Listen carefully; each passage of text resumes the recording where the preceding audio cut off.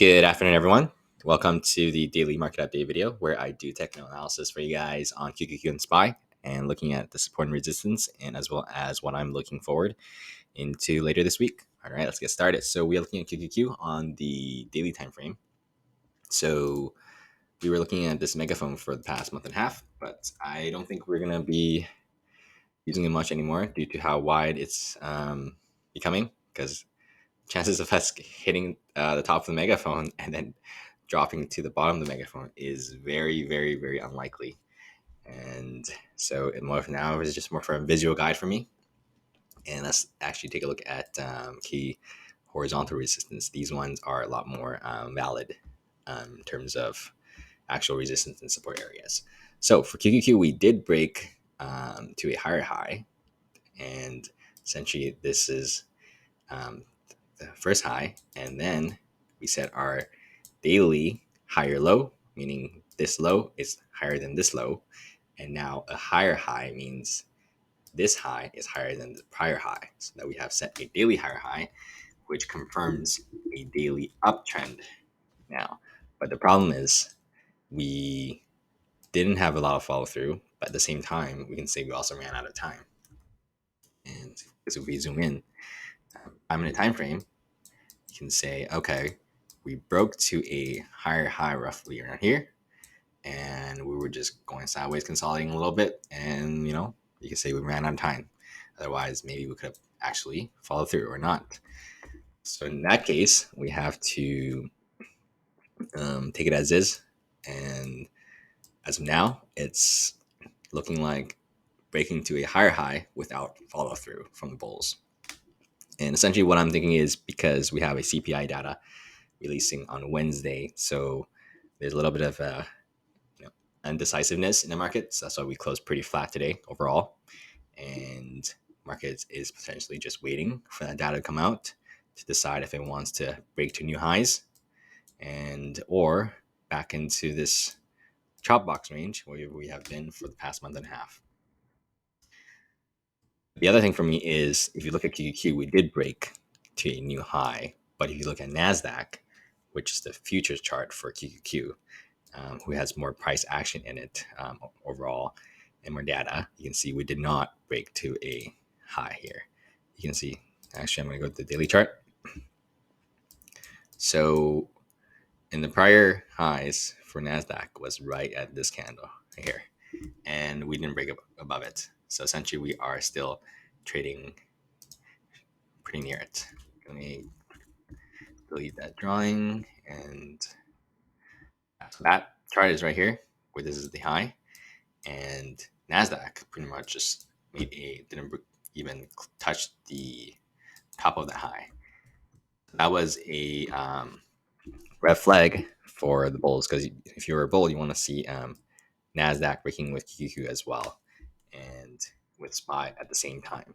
That's what I've been stressing for the past week, where we want to see both all the sectors breaking bull together when they break their key resistance. Otherwise, the other one might drag the other one down, and there would just be just rotation in the markets. And there won't be a lot of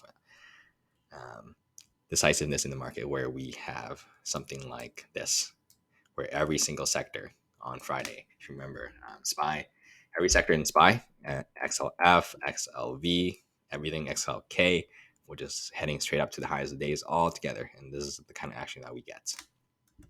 Essentially for bears, obviously it'll be the same thing, all sectors going down together. Today was more of just a sideways rotational day, back and forth. And you can see we closed pretty flat, as well as on the SPY, SPX. This is the futures chart for SPY. We are pretty much just an inside bar today. You can see this bar is within its prior bar, so just inside bar. We're waiting for CPI into Wednesday as well. We also have a PPI data. It's also another inflation data on Thursday. Both will be in 5:30 a.m. PST in the morning.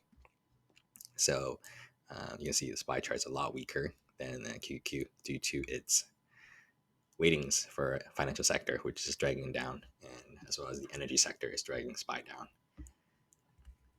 And let's just take a look at NVDA for fun. the stock that never falls, apparently. So right now, It is up, made its recent highs of 169.99%. Ironically, it's yeah, 169. So let's see. I was talking about on the weekend where if we break this orange looking resistance on the 189 to 190, we will likely, very likely, hit the top of this wedge looking pattern resistance. And so we did. We briefly touched it, and the market closed. So we'll have to see tomorrow if it actually rejects from it or breaks out of it. You can see pretty much exactly we touched it. Wait, that's not what I touched it and tested 3 times. 1, 2, 3, and then market closed. So you can't say we rejected from it unless we start to roll over when market opens tomorrow. Then I would say that's a great rejection, and that wedge is just beautifully drawn onto the weekend. So as of now, you can say it's just consolidation, and we can retest it again, right? That's usually how it works. When we hit a key resistance, sometimes it pulls back a little bit, or sometimes we consolidate around under it, and then we retest it again to see if we can break it or not. And if we don't, if we do see a rollover and back, especially back underneath this prior resistance, and if we do roll over and don't bounce off this prior resistance becoming support, then that's a clear rejection for me.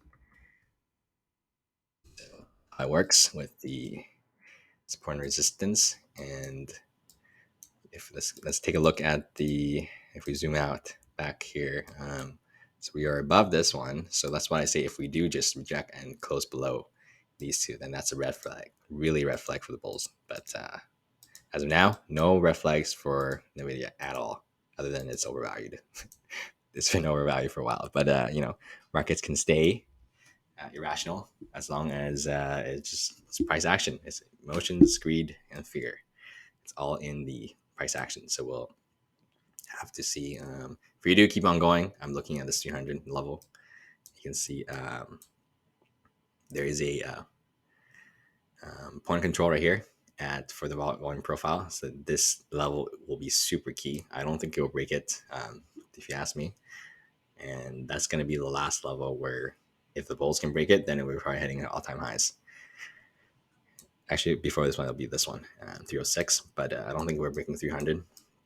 Okay, let's say if we chop around, pull back a little bit, bounce off here, take us to 300. It'll be end of May, and then it has the earnings coming up. I don't think it's gonna I don't think it's gonna get over 300 until earnings show up. And based on all the other semis, I don't think earnings would be that amazing versus its valuation. So that will be something that the bears are looking forward to, I would say, at least for now, if we keep on just going up. And that's my opinion. And I don't have any stakes in the video or anything, so no bias, but giving you guys what I think. And yeah, went a little bit off tangent today, although NVIDIA is in QQQ, so it's part of QQQ. So if NVIDIA keeps going up, it will also obviously help QQQ and NASDAQ in the overall market. And so I did a big tech stock breakdown yesterday, analysis of all the tech stocks on Microsoft, NVIDIA, Google, Amazon, Apple, those big stocks where you want to check them out, because if they roll over, right, like if Amazon rolls over or Apple rolls over, obviously the market itself is going to roll over, and whatever stock you're playing would also roll over, because if market's down 10%, whatever stock you're usually in won't be likely to be down as well, because markets do drag other stocks down or help it if it's going up, of course.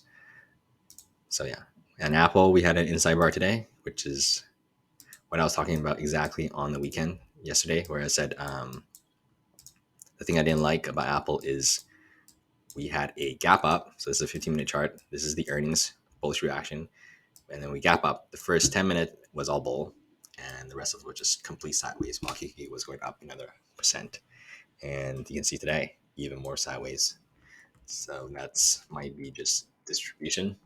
We'll have to see until it actually rolls over, or just a consolidation at the highs, because we did move up a lot and a consolidation sideways will be favoring the bulls.